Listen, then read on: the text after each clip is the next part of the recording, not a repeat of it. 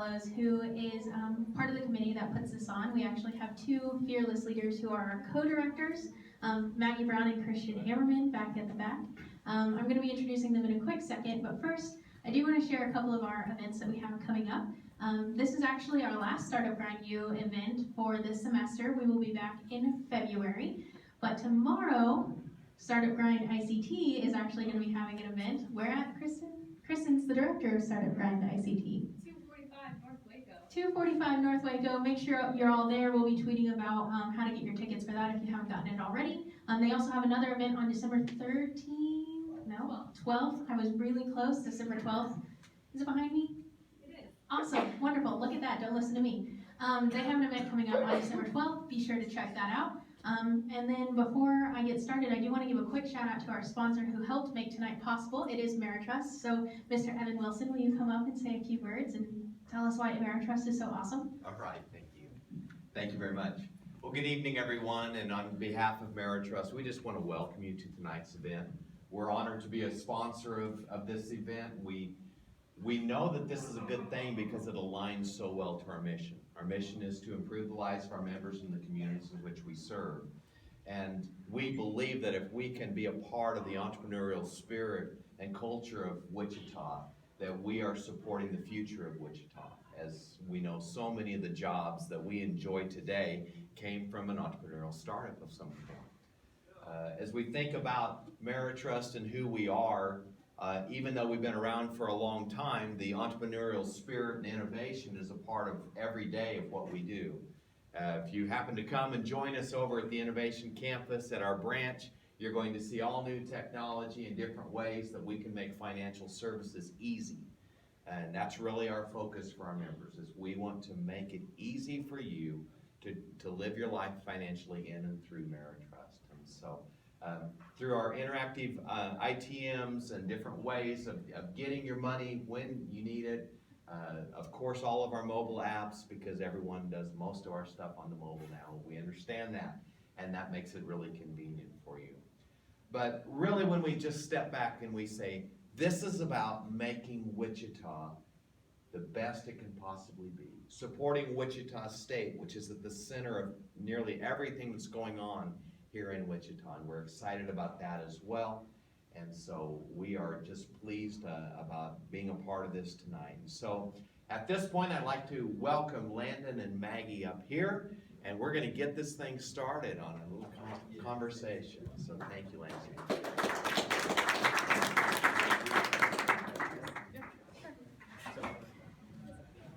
Okay, so to start off with, because Wichita Life hasn't had its introduction, why don't you tell us a little bit about what Wichita Life is? Sure. So Wichita Life is kind of a slew of different social media accounts: Instagram, Twitter, Facebook. We now have a podcast called the Wichita Life Podcast, which I've been putting a little more effort in lately, where I try to interview just different people from all walks of life. Some people with blogs or have written a book, like Shelby here, or even just my brothers one of my brothers traveled around the world, or some just athletes from town or entrepreneurs. So we kind of just built up the platform to feature people from Wichita, and so Instagram has kind of been the biggest portion of that. It's kind of grown the most and grown the fastest, but it's been a platform where we can just share a lot of content from creative people in Wichita, photographers, artists, and all kinds of people. Thank you. Can you share with us a little bit of where the inspiration for Wichita Life came from? Yeah. So I graduated here at Wichita State in May of 2015 with a mechanical engineering degree, and I went to work for Coke Pipeline as a pipeline engineer, and it was a rotational position, which means I would rotate areas and rotate different roles. And so we spent 9 months here in Wichita, and I was a hydraulic engineer and a business development kind of role, just to kind of learn the business aspect. And the point of that rotational position was to kind of make us a little more well-rounded and help us kind of learn different people and different positions in the company. And so after the first 9 months, which puts us about March of 2016, my wife Candace and I moved down to Corpus Christi, Texas to take on an integrity engineer role. And so did that for 9 months, and that was kind of the first time either of us had been away from home for that long. Both of us grew up in Andover, and then we both went to Wichita State. So it was kind of nice. We were recently married, kind of move away and get our feet wet in a different community and doing some different stuff. And so after that, the next position we were supposed to go up to was to Minnesota in Pine Bend, just south of St. Paul. And so that was supposed to be in November, which is kind of a bad timing to move up to Minnesota.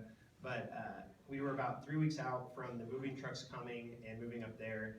We had just signed a lease up there, and a position opened up back in Wichita, a full-time integrity engineer position, which is what I'd been working on. And so we both, we pretty quickly knew we needed to take this position, because after Minnesota, after I was out of the 2-year rotational program, we weren't sure where we would end up. We could end up in Corpus Christi, Port Arthur, Pine Bend, or potentially back in Wichita, but it wasn't that promise. And so it could have been 5 or 10 years down the road before we made it back home. And so we knew that was kind of God's timing for us to come back home to Wichita. And so that would have been March of 2017, November of 2016. And so fast forward, we both realized how much we really missed Wichita.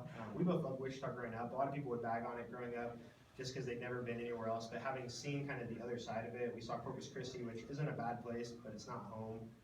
The people aren't as friendly as Wichita in the Midwest. People say there's nothing to do here, but there's quite a bit to do. It's more clean in Wichita than down there. There's just a lot of benefits to Wichita that people don't know. And so we moved back, and a lot of my friends, after they graduated from Wichita State or K-State or KU, they moved out to Kansas City or Denver, Dallas or San Francisco, just big cities, because there's nothing to do in Wichita, and Wichita's not cool. And so it was about May of 2017. I don't know why, but I had a spur of inspiration to kind of share what I thought was cool about Wichita. And so I just started the Instagram. There wasn't really Twitter or Facebook. There was no podcast.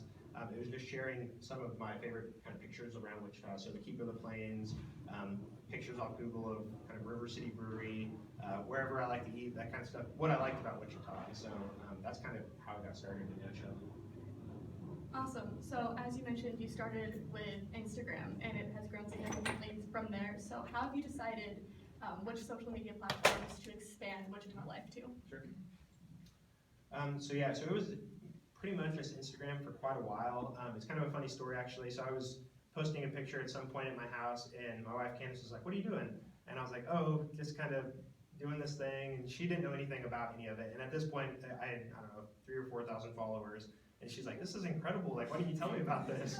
And so I was just like, well, I was trying to grow it a little bit more, and then I was going to show you. And so it's just kind of a joke. I don't know. I don't know if I just wanted to see if I could do it on my own without like other people knowing who was behind it. But so that's kind of a funny joke that we have going. But then I kind of, really the last year and a half or so, you can kind of push content straight to Twitter or straight to Facebook. And there's just different communities on each of those.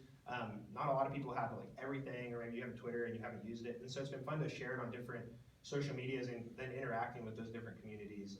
So that's been kind of fun. And then as far as the podcast, that was something, I work a desk job. And so probably half the time of my 40-hour week, I'm listening to music or audiobooks or podcasts. And so I listen to a lot of interview-based podcasts, so Tim Ferriss or Joe Rogan or How I Built This. And I was always like, I could do that. I've listened to podcasts for 5 or 6 years now.